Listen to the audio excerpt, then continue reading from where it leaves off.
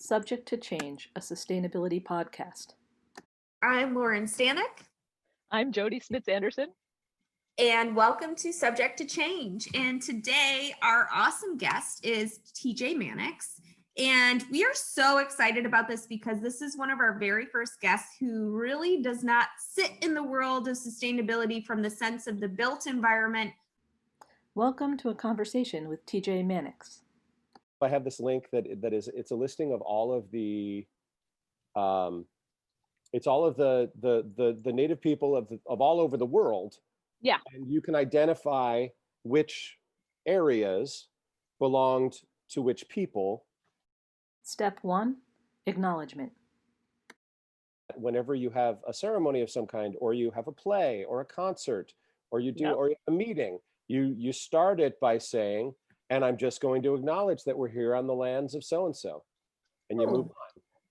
I actually have that on my tagline. I was trying to look for it, but I couldn't find it. That my tagline at work now says, I acknowledge that that I exist in Albany, New York, which was formerly the lands of the Mohegan, then the lands of the Iroquois, part of the Six Nations, the first democratic governance body known on this continent, and we should recognize our history and our people.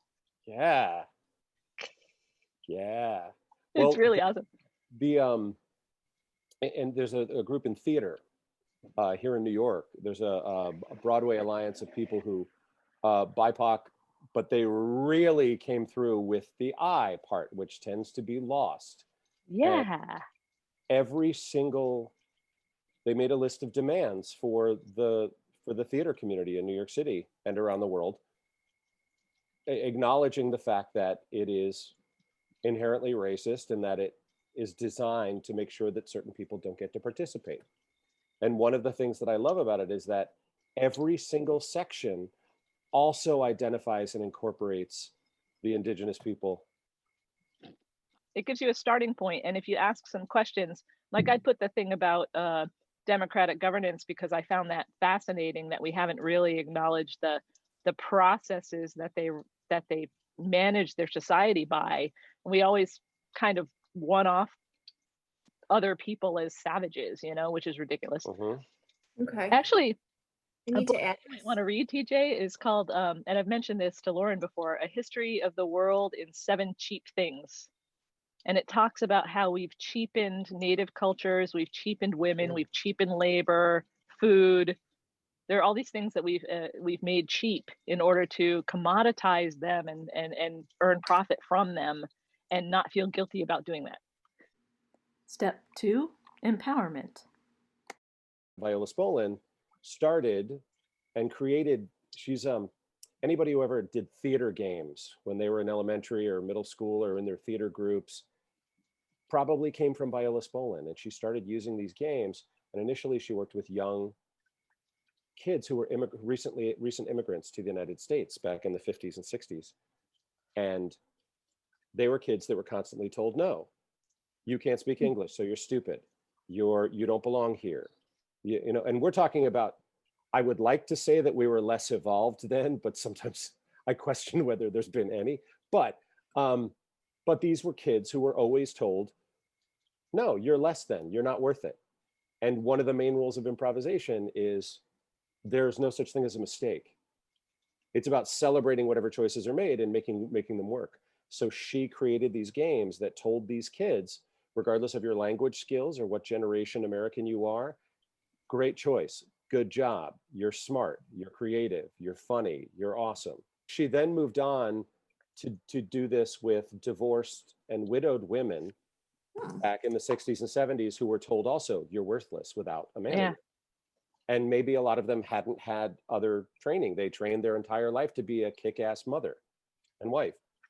And so she worked with these people, with these women, using improv again and telling them, good choice, you're smart, way to go, that's valid, you're smart, you make great choices. And so while improv tends to be about like college-age people drinking a lot of beer and trying to make each other laugh, it comes from a place of empowering everyone, but in particular, empowering those that are put down for no reason. I already learned something because I didn't know that story. I've always been fascinated with improv, and I was part of an improv troupe in Albany for a while. I've always been fascinated with the idea that the entire purpose of people on the stage is to lift up the people around them. So if somebody creates something, your job is to actually amplify that creation. And in the world of architecture and sustainable design, the way, and it's the idealist view, the way we get to that regenerative concept is the same thing. What have we been given, and how do we amplify that beneficial aspect of that thing? Step 3, genuine communication.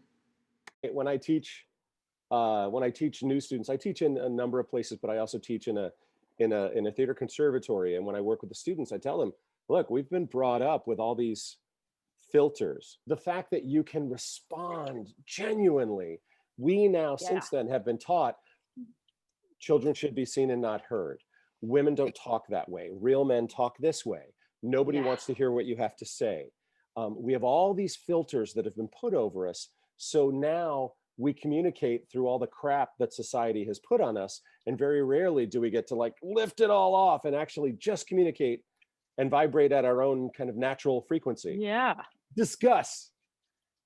Boy, the vulnerability in that is significant. And I think my first response is that being vulnerable takes an amount of strength that most people don't recognize, because you have to work very hard to let go all of those filters and to trust the people around you. And it's not just you. I mean, the trust has to become, and how do you foster that becoming? And it's not an easy process. I actually think, although we're divided in a way that we've never been divided before, there are some aspects of this last 6 months that have allowed some vulnerability that I didn't expect.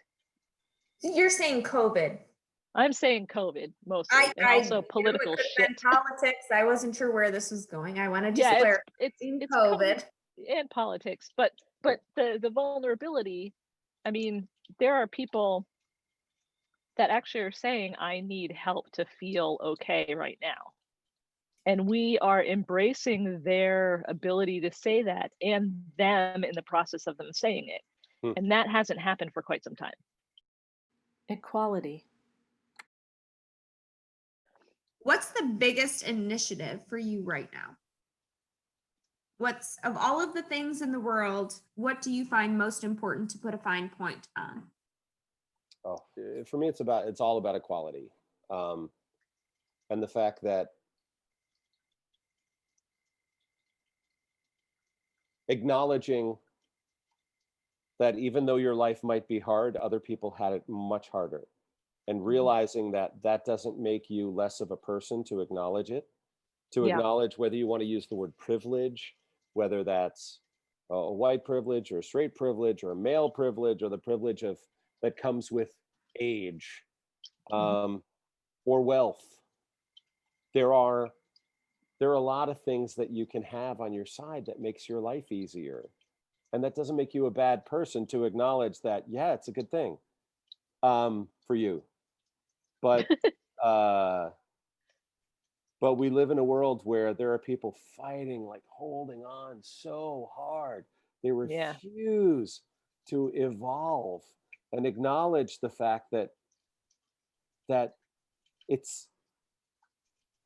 everything's not going to be taken away from them if they allow other people to have oxygen.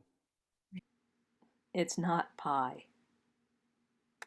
For some reason, people have been trained that they will only have power if they diminish the power of others. And I would say in improv and in sustainability, the only way you have power is by accessing the power of others and lifting that up. And that's such an incredibly foreign concept for so many people. But I'm on a journey. Yeah. All I can do is acknowledge day to day and get better at it and learn from it and try to be better and you know, and learning about allyship. End credits. Interviewee, TJ Mannix. Interviewers, Jodi Smits-Anderson and Lauren Stanek. And you're awesome, Tej. It was really fun. Thanks everybody. Thanks so much for playing with us. Evening with us. Take care. And Lauren, have a Bye. great night. Thank you, you too. All right. Talk to you both hopefully soon, at least on Twitter.